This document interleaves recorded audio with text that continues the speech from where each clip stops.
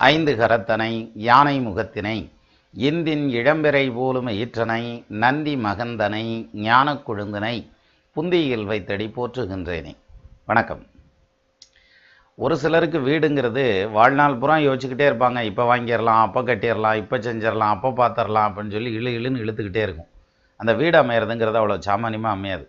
ஏன்னா மடி நிறையா பணம் வச்சுக்கிட்டு போய் வீடு தேடினோம்னா வீடு கிடைக்காது, சொத்து கிடைக்காது, கையில் காசே இருக்காது. மிகப்பெரிய சொத்துக்கள் வாங்கினவங்களெல்லாம் கேட்டு பாருங்கள்.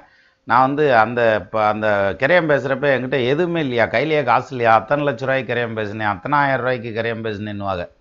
பேசி செட் ஆகி அதுக்கப்புறந்தே அந்த பணம்லாம் வந்தது. எங்கே இருந்ததே வந்ததுன்னு தெரியல, அது வாட்டுக்கு கடன்னு வந்தது, நாங்கள் சொத்தை வாங்கிவிட்டோமாப்பா அப்படின்னு தான் பேசுவாங்க. இது அந்த சொத்து அமையணுங்கிற நேரம் இருக்கிறப்ப சிலருக்கு பிரமாதமான யோகம் இருக்கும். வீடெல்லாம் வாங்கிடுவாங்க. ஆனால் வாங்கி அந்த வீட்டில் குடியிருக்கவும் முடியாது. வீடு ஒரு பக்கம் இருக்கும், இவங்க ஒரு பக்கம் சுற்றிக்கி இருப்பாங்கன்ற மாதிரியான அமைப்பு. அது நம்ம நாட்டில் மட்டும் இல்லை, எல்லா நாடுகள்லையும் இந்த மாதிரியான பிரச்சனைகள் இருக்குது. அப்போது ஒருத்தர் தன்னுடைய சொந்த வீட்டில் நிலையாக நிற்கிறதுங்கிறதுக்கான அமைப்பு அப்படின்னு எடுத்துக்கிட்டால் முதல்ல 4ஆம் இடமும் செவ்வாயும் வலுவாக இருக்கணும். ஏன்னா நாடிய 4ஆம் தானம் நச்சுப ராசியாக தேடிய 4ஆம் கோளோன் சீரியர் உடனே கூடி பாடிய செவ்வாய்தானும் பதிந்திட அநேக கஷேத்திரம் கூடிய திரவியங்கள் குவிந்திடும் என்று சொல்லுங்கிறான். அப்போ செவ்வாய் வலுவாக இருக்குன்னா 4ஆம் இடம் வலுவாக இருக்குன்னா 4ஆம் இடத்ததிபதி வலுவாக இருக்கணுங்கிற மாதிரியான ஒரு கான்செப்ட் வந்ததுனாக்கும் கண்டிப்பாக அவங்களுக்கு சொந்த வீடுங்கிறது நல்லபடியாக அமைஞ்சு அவங்க அதிலேயே இருப்பாங்க. சிலருக்கு ஒரு ஊரில் சொந்த வீடு இருக்கும், இன்னொரு ஊரில் அவங்க ஜீவனம் பண்ணிக்கிட்டு இருப்பாங்க, அங்கே வாடகை வாங்கி இங்கே கொடுத்துக்கிருப்பாங்கங்கிற மாதிரியான ஒரு பாயிண்டில் அது வாட்டுக்கு அலைய விட்டுக்கிட்டே இருக்கும். அப்போது அந்த வீடு அமையறதுங்கிறது ஒரு சிலர் காலத்துக்கும் வீடு தேடுறேன்னு தேடிக்கிட்டே இருப்பாங்க. எனக்கு இந்த மாதிரியான லொக்கேஷனில் வேணும், அந்த மாதிரியான ஸ்ட்ரீட்டில் வேணும், இப்படி பார்க்கிங் ஃபெசிலிட்டிஸோடு வேணும், இப்படி ஈஸி ரீச்சபிளாக நான் சிட்டிக்குள்ளே போகிற மாதிரி வேணும், ஈஸி ரீச்சபிளாக இந்த மாதிரியான மார்க்கெட்டுக்கெல்லாம் போகிற மாதிரியான ஒரு இடமா இருக்கணும் அப்படின்னு ஏதாவது ஒரு கணக்கை வச்சுக்கிட்டு அதுலேயே சுற்றிக்கி இருப்பாங்கங்கிற மாதிரியான அமைப்பில் அவங்களுக்கு வீடு அமைகிறது இழுத்துக்கிட்டே இருக்கும். சிலர் வீடு வாங்கியும் அந்த வீட்டில் குடியிருக்க முடியாமல் இருக்கும்னு சொன்னேன் இல்லையா, அதுக்கு ஒரு எடுத்துக்காட்டு வந்தார். அது ஒரு ஜாதகர் கமெண்ட்டாகவே கொடுத்துருந்தாங்க. அதாவது கருப்புசாமி டிஏ அப்படின்னு சொல்லி ஒரு நண்பர் மேரிலிருந்து, ஐயா வணக்கம், தங்கள் பதிவுகள் அருமை. நான் இதுவரை பலமுறை கேள்வி கேட்க பதில் கிடைக்கவில்லை. ஏனெனில் எனக்கு இதுவரை பலமுறை போராட்டத்திற்கு பிறகுதான் எதுவும் நடக்கிறது. நான் போராடி தேப்பா ஜெயிக்கிறேன். அந்த வகையில் உனக்கும் கமெண்ட் அனுப்பிச்சிக்கிட்டே இருக்கேன் அப்படின்னு சொல்லி அனுப்பிச்சிருக்கார். இதுவரை 8க்கும் மேற்பட்ட வீடுகள் மாறிவிட்டேன். எல்லா வீட்டிலும் பக்கத்து வீட்டில் வசித்து வருபவர்களால் என் மனைவியை டார்ச்சர் செய்வதால் மனைவி 3 முறை தற்கொலை செய்ய முயற்சி செய்து அவளை காப்பாற்றிவிட்டேன். சொந்த வீடு உண்டு, இருப்பினும் வாடகை வீட்டில் வசித்து வருகிறேன். இன்னும் பிரச்சனை தீரவில்லை. தயவு செய்து பதிவில் பதில் அளிக்க வேண்டும். என் யுத்தங்களைன்னு போட்டிருக்கீங்க, அது கோரிக்கையை அன்போடு கேட்டுக்கொள்கிறேன்னு என்ன வச்சுக்கிருவோமே, அதில் என்ன போட்டிருக்கேன்னு தெரியல. அன்போடு கேட்டுக்கொள்கிறேன். ஜாதகம் கும்பலக்னம், லக்னத்தில் சனி, 2இல் சந்திரன், 3இல் குரு, 4இல் ராகு, 7இல் செவ்வாய், 10இல் கேது, 11இல் சூரியன், புதன், சுக்கிரன். பிறந்த தேதி 10/1/1965, மதுரை, 10 மணி 20 நிமிஷம் காலை. புதன் தசை இருப்பு 12 வருஷம். இப்படி இந்த கமெண்ட்டில் கொடுத்துருக்கார். அப்போது இதில் கொடுத்துருந்தது எப்படி, அதாவது 1965 ஜனவரி மாதம் 10ஆம் தேதி 10 மணி 20 நிமிஷம் காலையில், அதாவது பகல் நேரத்தில்னு. அப்போது இந்த ஜாதகத்தை இப்போ ஸ்க்ரீனில் பார்க்கலாம் நீங்கள். 4ஆம் இடம் லக்னம் கும்பலக்னம். கும்பலக்னத்துக்கு 4ஆம் இடத்ததிபதி யார்? சுக்கிரன். அந்த சுக்கிரன் லாபஸ்தானத்தில் இருக்கார். அப்போ பிரச்சனை இல்லை, இவங்களுக்கு வீடு அமைஞ்சிரும், வீடு வாங்கிடுவாங்க, ப்ராப்ளம் சால்வ்டு. ஏன்னா அந்த சுக்கிரன் 4க்கு அதிபதியாகி லாபஸ்தானத்தில் நிற்கிறார், அவரோட சூரியன் நிற்கிறார், அவரோட புதன் நிற்கிறார். அதுக்கான பொருளாதார வசதிகள் எல்லாமே கிடச்சிடும், வாங்கிடுவாங்க. சரி, லக்னத்துக்கு 4ஆம் இடத்துல ராகு உட்காந்துருக்கிறார். அந்த ராகு ரிஷபத்தில் உட்காந்து ராஜயோகத்தை கொடுக்குறார். சரி, அவர் யார் சாரம் வாங்கியிருக்காருன்னு பாருங்கள், செவ்வாயினுடைய சாரம் வாங்கியிருப்பார். அந்த செவ்வாய் பூமி காரகனாகி லக்னத்துக்கு 8ல் மறைஞ்சு போயிட்டார், முடிஞ்சு வச்சு. அப்போது இவருக்கு அந்த வீடு வாங்கிறது அப்படிங்கிற மாதிரியான அந்த பாயிண்ட்டுங்கிறது வீடு வாங்கிறதுங்கிறது 4க்கு அதிபதி லாபஸ்தானத்தில் நின்னதுனால அந்த வேலை நடந்தது. ஆனால் அதே சமயத்தில் வீடு வாங்கின வீட்டில் குடியிருக்க முடியலைங்கிறதுக்கான காரணம் 4ல் ராகு, அந்த 4க்கு அதிபதி செவ்வாய் 8க்கு போயிட்டார். 4க்கு அதிபதி இல்லை, 4ல் நிற்கிற ராகுவுக்கு கால் கொடுத்த செவ்வாய் லக்னத்துக்கு 8ஆம் இடத்துக்கு போயிட்டார். அப்போது இவங்களால் இந்த சொந்த வீட்டில் இருக்க முடியல. சரி, வீடு தொடர்ந்து மாறிக்கிட்டே இருக்காங்க. இதுக்கு முன்னாடி இன்னொரு விஷயத்தையும் பார்த்துருவோம். இவங்க மனைவி தான் பிரச்சனை. வீடு மாறுறதுக்கு 8 வாட்டி மாறி இருக்கோம்ல அப்படின்னு சொல்கிறாருல்ல, அப்போ மனைவி தான் பிரச்சனை. வீட்டுக்காரம்மா ஜாதகத்தை பார்த்தோம்னாக்கும், அதாவது இவருடைய லக்னம் வந்து கும்பம், மனைவிக்கு வந்து சிம்மம். சிம்மத்துக்கு 4ஆம் இடம் சரியாக இருக்கான்னு பாருங்க, 4ல் கேது நிற்கிறார். 4ஆம் இடத்ததிபதி தன்னுடைய வீட்டுக்கு லாபஸ்தானத்தில் அவங்க மனைவியினுடைய லக்னத்துக்கு 2ஆம் இடத்துல நிற்கிறாரு. சொந்த வீடு பிராப்தம் உண்டு, அந்த அமைப்பு இருக்குது. ஆனால் 4ல் கேது இருக்காரே, கேது 4ஆம் இடத்துல இருந்துச்சுன்னா அந்த வீட்டுக்குள்ளே போனாலே எனக்கு ஏதாவது பிரச்சனை வருது, அந்த வீட்டினாலே எனக்கு வந்து ப்ராப்ளம் தான், அது வாங்குறதுக்கு முன்னாடி நிம்மதியாக இருந்தேன், இப்போ நிம்மதியாக இல்லை, இப்படிங்கிற ஸ்டைலெல்லாம் பேச வச்சிரும். அதே மாதிரி மனைவிக்கு 2ஆம் பாவத்தில் யார் உட்காந்துருக்கார்? செவ்வாய் உட்காந்துருக்கார். வாக்காதிபதி செவ்வாய். வாக்குஸ்தானத்தில், வாக்கு அதிபதி கிடையாது, வாக்குஸ்தானத்தில் செவ்வாய் உட்காந்துருக்கார். அப்போ அவங்களுடைய வாக்கினுடைய வீச்சு ஜாஸ்தியத்தையும் இருக்கும். ஏற்கனவே 4ல் கேது நிற்கிறதுங்கிறதுனால ரொம்ப வீடு சம்மந்தமாக குழப்பிக்குவாங்க. இதுக்கு நடுவில் வந்து 2ல் செவ்வாய் வந்து வாக்குஸ்தானத்தில் நிற்கிறதுனால பேச்சு வீச்சாக இருக்கும். சரி, இப்போது மனைவியினுடைய அமைப்புக்கும் சரி, கணவருடைய அமைப்புக்கும் சரி, சொந்த வீடு இருக்குன்னா, ஆனால் அந்த வீட்டில் இருக்க முடியாதுங்கிற மாதிரியான பாயிண்ட்டுக்கு வந்தாச்சு. சப்போஸ் மீறி அதுலேயே நாங்கள் இருக்கோமாப்பா அப்படின்னு சொல்லி மல் கட்டி இருந்தாங்கன்னா என்ன நடக்கும்? யாராவது ஒருத்தருக்கு உடம்பு முடியாமல் போகும்.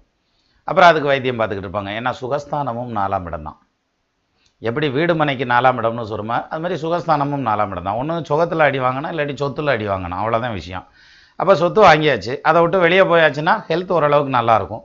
பட் வெளியில் போனதும் பத்தாமத்தியான் அவங்க வந்து சூசைடுக்கு 3 முறை முயற்சி பண்ணியிருக்காங்க அப்படிங்கிற மாதிரியான பாயிண்ட் வருது. சரி, இதுக்கு என்ன காரணமாக இருக்கும் அப்படின்னா, இப்போ நடந்துகிட்ருக்க தசை எடுத்தால் க்ளீனாக வந்துடும். அதாவது நடந்துகிட்ருக்கிற தசை வந்து சந்திர தசை நடக்குது. அந்த சந்திர தசையில் 2018 நவம்பருக்கு அப்புறம் புதன் புத்தி நடக்குது, அதுக்கு முன்னால் சனி புத்தி. அப்போது இந்த சந்திர தசை மனைவியினுடைய அந்த லக்னம் வந்து சிம்மத்துக்கு 12ஆம் இடத்ததிபதி, அது போய் 8ஆம் பாவத்தில் உட்காந்துருக்கார். மனோகாரகன் மறையப்படாது, அதனால் மனோ பிராந்தி ஜாஸ்தி ஆயிரும்ன்றான். அதனால் 8ல் போய் சந்திரன் உட்காந்து அதை செவ்வாய் பார்க்குறதுங்கிறது வந்து ரொம்ப ஸ்ட்ராங்கான ஒரு பொசிஷன். அதுக்கு குரு பார்வை இல்லை. ஸோ அந்த வகையில் தசாநாதன் 12க்கு அதிபதி 8க்கு போனனால எல்லாரும் சேர்ந்து நமக்கு என்னமோ பண்ணுறாங்க வைக்கிறாங்கங்கிற மாதிரியான ஒரு வைப்ரேஷனுக்கு வந்துடுவாங்க அந்த அம்மா. அதனால் வீடு தான் காரணம், இந்த வீடு சரியில்லை, அல்லது வந்து சுற்றியில் இருக்கவங்க சரியில்லை வைக்கல அப்படின்ற மாதிரி. ஏன்னா ஒரு இடத்துல வீடு மாதிரி போய் அந்த சுற்றியில் இருக்கிறவங்களோட சண்டை வந்ததுன்னா அங்கே இருக்கிற ஏரியாவே அப்படித்தான் இருப்பாங்க போல இருக்குது அப்படின்ட்டு விட்டுறலாம்.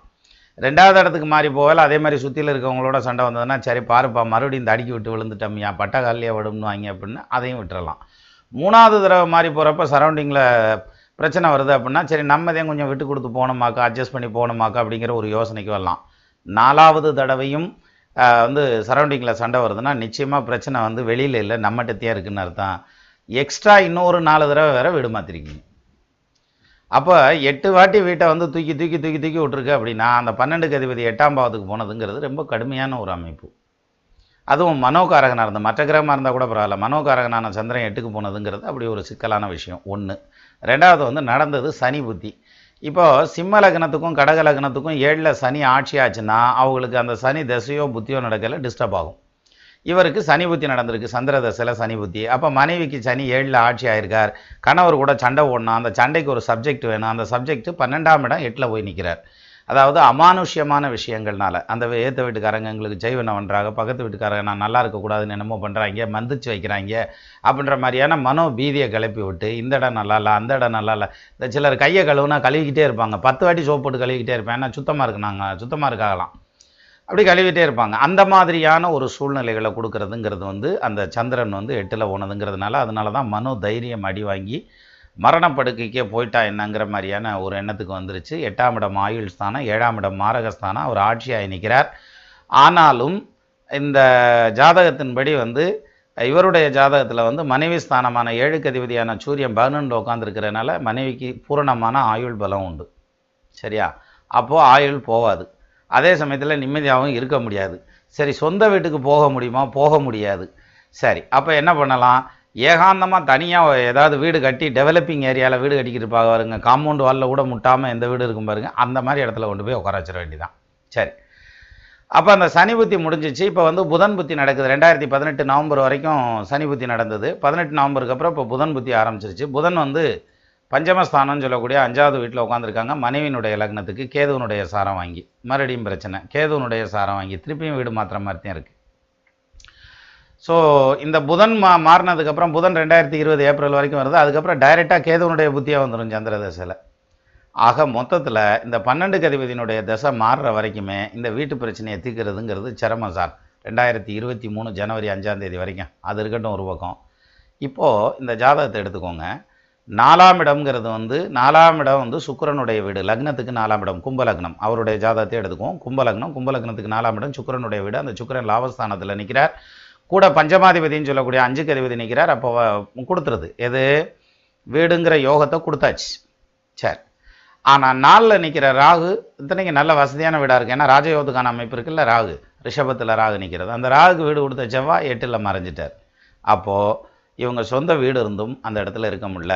மனைவியினுடைய அமைப்புக்கு எடுத்துட்டா மனைவியினுடைய லக்னமான சிம்மத்துக்கு 4ஆம் இடத்துல கேது நின்று அவருக்கு வீடு கொடுத்தவன் தனக்கு லாபஸ்தானத்தில் நிற்கிறதுங்கிறதுனால பண்ணி கொடுத்துட்டார், வீடை வாங்கி கொடுத்துட்டார். ஆனால் அவர் புதனுடைய சாரம் கேட்ட நட்சத்திரம் சாரம் வாங்கி உட்காந்துருக்கிறார். 2-11க்கு அதிபதி சாரம் அந்த இடத்துல 4ஆம் இடத்துல போய் நிற்கிறார். இவங்க வந்து அதே வீட்டில் தொடர்ந்து இருக்கலாங்கிற மாதிரியான ஒரு செட்டப் தான் காமிக்குது இந்த பொசிஷனை பொறுத்த வரைக்கும். ஆனால் நடக்கிற தசா ஊற்றி அதுக்கு ஒத்து போகல. அதாவது சந்திரன் 12க்கு அதிபதியினுடைய தசை அது போய் 8ல் மறைஞ்ச நிலையில் நிற்கிறதுங்கிறதுனால மனோபீதிங்கிறது ஜாஸ்தியாகும் அப்படின்ற மாதிரியான அமைப்பு. கோயில் குளம் போகிறது, செய்வன பில்லி சூன்யம் ஏவல் மந்திரம் மாந்திரீகம் அப்படிங்கிற மாதிரியான அந்த ஒரு மனோநிலையெல்லாம் ஜாஸ்தியாக வரும்ன்ற மாதிரியானது ஒரு அமைப்பு மனைவிக்கு வந்ததுனால அவங்க தற்கொலை வரைக்கும் முயற்சி பண்ணி போயிருக்காங்க. ஆயுள் போகிறதுக்கான அமைப்பு இல்லை. அப்போது அந்த அதாவது பூமிகாரகன்னு சொல்லக்கூடிய செவ்வாய் 8ஆம் இடத்துல மறைஞ்சிட்டார் லக்னத்துக்கு.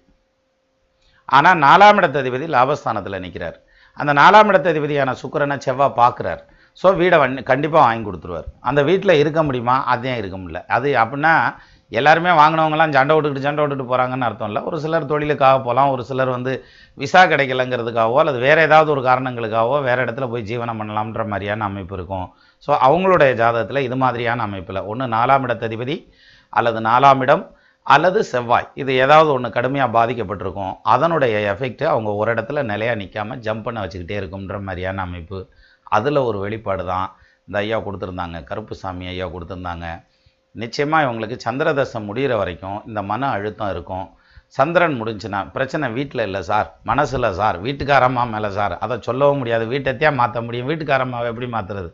அதனால் சத்தியம் அப்படியே வச்சு இழுத்துக்கிட்டே இருங்க. 6 போகிற போக்கில் நீந்திர வந்தியம் புத்திசாலின்னு வாங்க. 2023 ஜனவரி 5ன்னா 2022 முடியணும். அதுக்கப்புறம் ஒரே இடத்துல நிலையாக இருக்கிறதுக்கான அமைப்பு உங்களுக்கு வந்துடும் சார். ஆள்போல் தழைதழைத்து அருகது போல் வேரூன்றி மூங்கில் போல் கிளை கிளைத்து முதியாமல் வாழ்ந்திருக்க வாழ்கவென வாழ்த்தி அமைகிறேன். வணக்கம்.